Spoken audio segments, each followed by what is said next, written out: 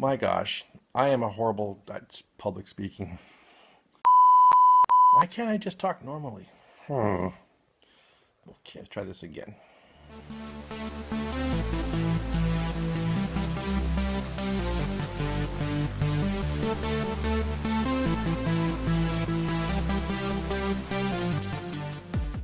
Hey guys, JJ Stuart here again. Just putting on a cup of coffee, and I'm going to take you inside and show you how to make a clickable table of contents for your manuscript that will work on your Kindle. And also how to link your, put promo links in the back of your work, linking customers to other works that you've done. As you can see, I'm a writer and not a public speaker. I hopefully get better at this, but there's no need to be fancy as long as I get the point across. All right, so grab a cup of coffee and let's go inside and I'll show you how to do a clickable link, table of contents, and hopefully you'll come away smarter. All right, see you in a bit. Now you may find with longer works that you want to include a table of contents for readers to quickly navigate your novel.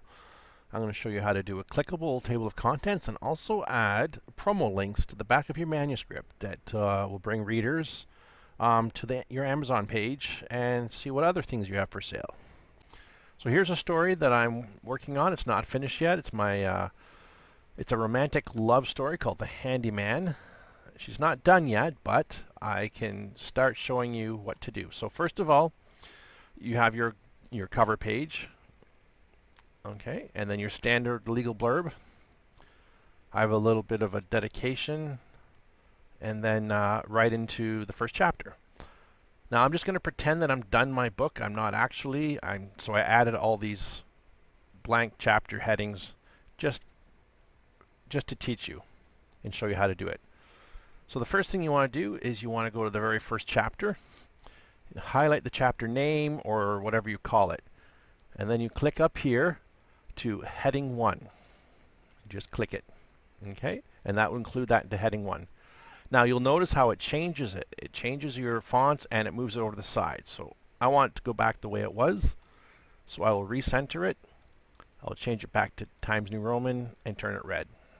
Okay? Now I'll go to chapter 2. Don't read this. This is all unedited rough draft. There's chapter 2. I'll do the same thing. Heading 1. Again, it's changed it and moved to the left, so I will recenter it, change it back to Times New Roman and red.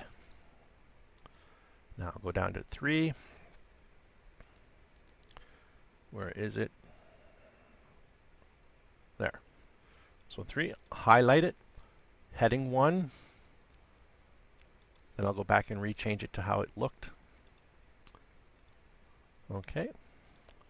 We'll do the same for chapter 4. Highlight, heading 1. Change it back to the way it was. Chapter 5. Heading 1. Change it back.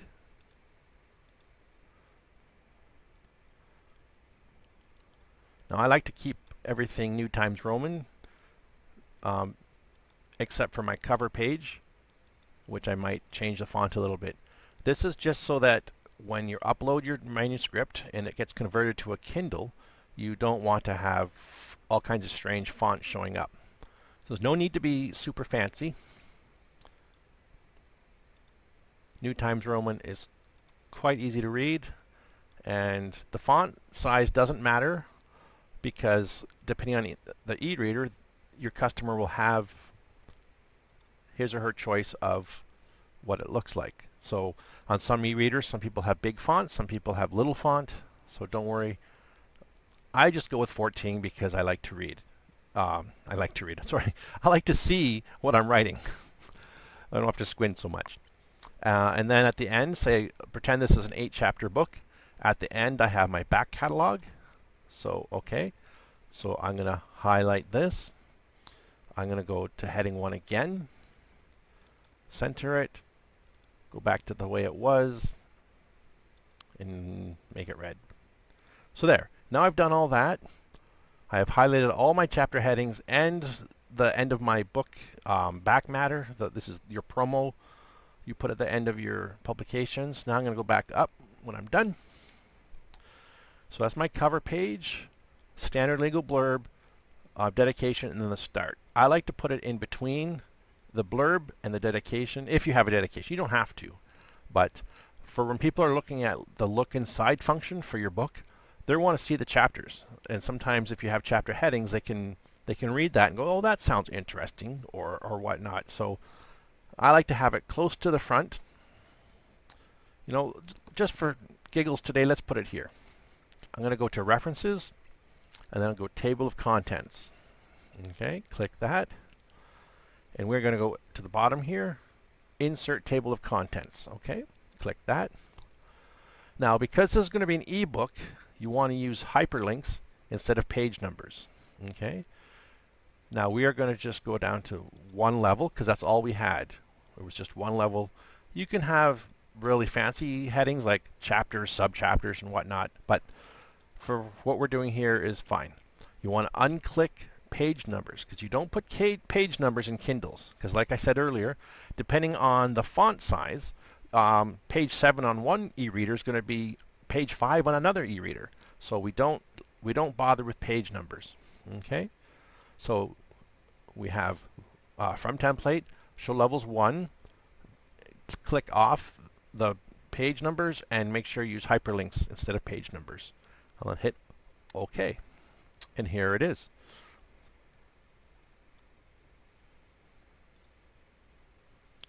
Okay, so now I'm going to highlight them, center them. I can even make them a little bit bigger because that's pretty tiny. There you go.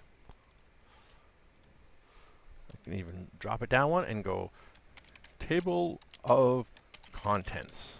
Oops. Contents. And there you go. So I have my 8 chapters plus my catalog at the end. So here I'll insert a page break. There we go.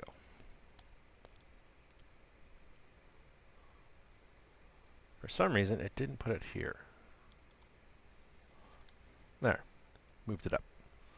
So the handyman, romantic love story, table of contents, there's my blurb, my dedication, and then chapter 1. And now to test it, you just go to any one of these.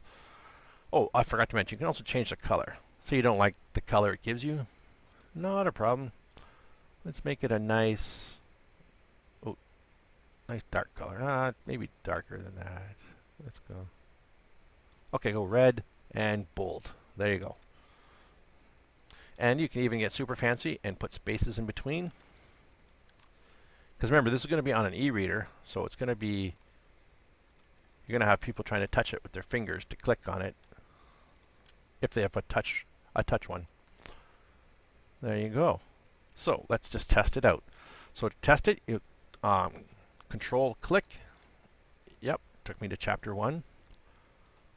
Let's try chapter 2. Control click, there's chapter 2. Good. Let's do a random one here. Let's go chapter 6. Yep, brought me to chapter 6. And chapter 8. There we go. Okay. Now I'm going to show you how to put hyperlinks in the back, linking your other work so that people can find it. So I'm going to control click. There we go. And it opens up right to my browser. So at the end of the book, someone says, wow, this guy is the best author in the world. Oh my gosh, I just love his writing. And I want to see what he's got. So they can click on that and go to your page. And you can also do it for individual books. Let's say I want to do this one, the complete Dark Path trilogy. Okay, so what you do to create a link is, well, first of all, you go to the page and you find where your book is. So I'm going to look for the complete Down the Dark Path. There it is, the complete set. So this will be on Amazon or wherever it is. There, click on it, and then you have it right here. you take this link at the top, highlight it, and copy. Okay, I'll close that. And now you down here to the name of the book that I'm linking to, and you highlight it, and then you right click and you go hyperlink. Right here, hyperlink. Click that. Okay, and you want to go to, so text to displays down the dark path, that's what we highlighted, and you want to go to browse pages. Okay, and you go paste, and then you go OK, done, and you see it change colors. Now you can test it. I've closed my browser. I'm going to test it. Control click, and it should open up, boom, to my book. Okay, and that is as easy as pie. And later on I'll show you what you do for a paperback, because you can't have links like this in a paperback, but I'll show you how to do that and make a clickable table of contents for a paperback version. So thanks for watching. I hope I was clear and that you learned how to now do a clickable table of contents and link to your work at the end of your manuscript, which is always good because you want people to see what else you've written. All right, thank you for watching, and have a great night. See you later. Bye-bye.